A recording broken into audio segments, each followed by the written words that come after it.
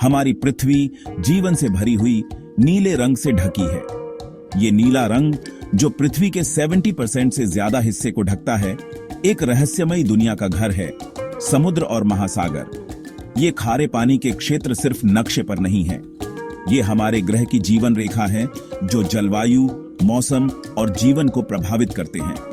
Arctic के बर्फीले मैदानों से लेकर उष्णकटिबंधीय इलाकों के गर्म प्रवाल भरे पानी तक समुद्र और महासागर जीवों से भरे हुए हैं।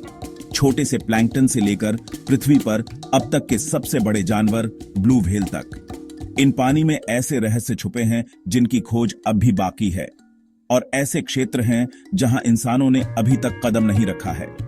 समुद्र और महासागरों के बीच का अंतर, उनकी विशेषताएं और हमारे ग्रह पर उनका प्रभाव समझना बहुत जरूरी है, न केवल वैज्ञानिक ज्ञान के लिए बल्कि इन अनमोल संसाधनों के संरक्षण और सही इस्तेमाल के लिए भी।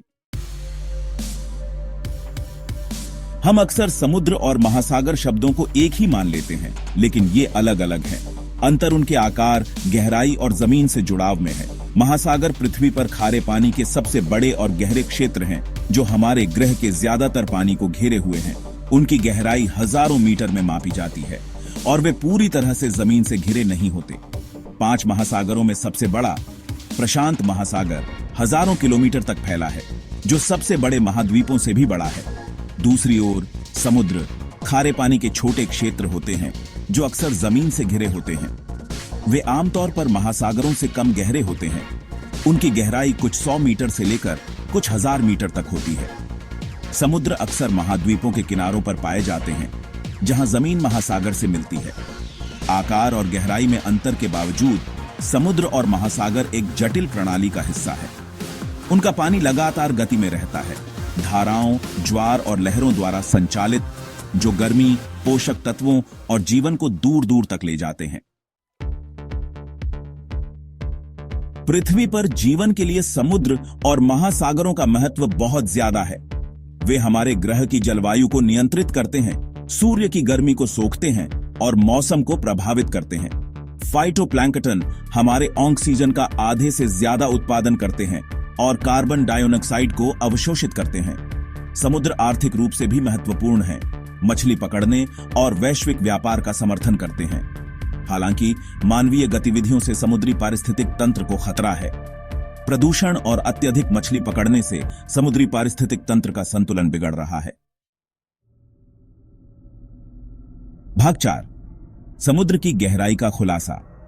सतह के नीचे समुद्र तल एक नीरस विस्तार नहीं है, बल्कि एक गतिशील परिदृश्य है जिसे सहस्राब्दियों से भूगर्भीय प्रक्रियाओं द्वारा गढ़ा गया है।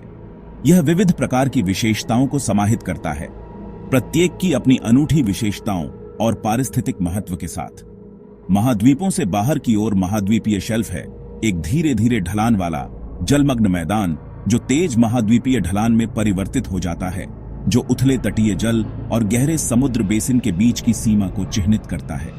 गहरा समुद्र बेसिन एक विशाल अंधेरा विस्तार रसातल मैदान का घर है, जो महीन तलछट से ढका एक सपाट विशेषताहीन क्षेत्र है।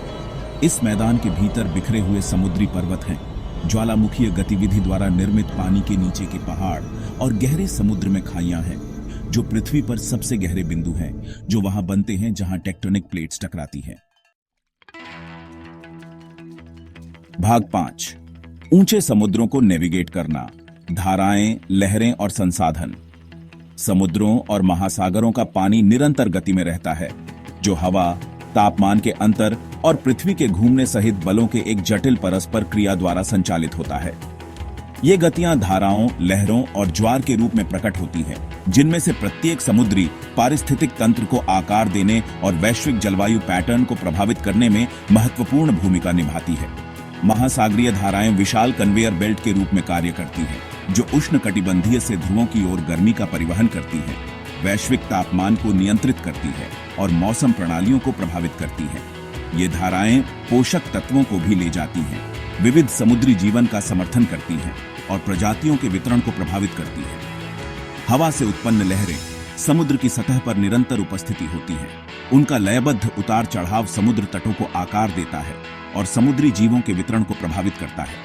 ज्वार, चंद्रमा और सूर्य के गुरुत्वाकर्षण खिंचाव के कारण समुद्र के स्तर का आवधिक उतार चढ़ाव अद्वितीय अंतर्ज्वारीय आवाज बनाते हैं जो जीवन की एक विशेष श्रृंखला का समर्थन करते हैं। महासागर और समुद्र संसाधनों का खजाना है जो भोजन, खनिज और यहाँ तक कि ऊर्जा भी प्रदान करते हैं। हालांकि ये संसाधन सीमित हैं और भविष्य की पीढ़ियों के लिए उनकी उपलब्धता सुनिश्चित करने के लिए उनका प्रबंधन स्थायी रूप से किया जाना चाहिए।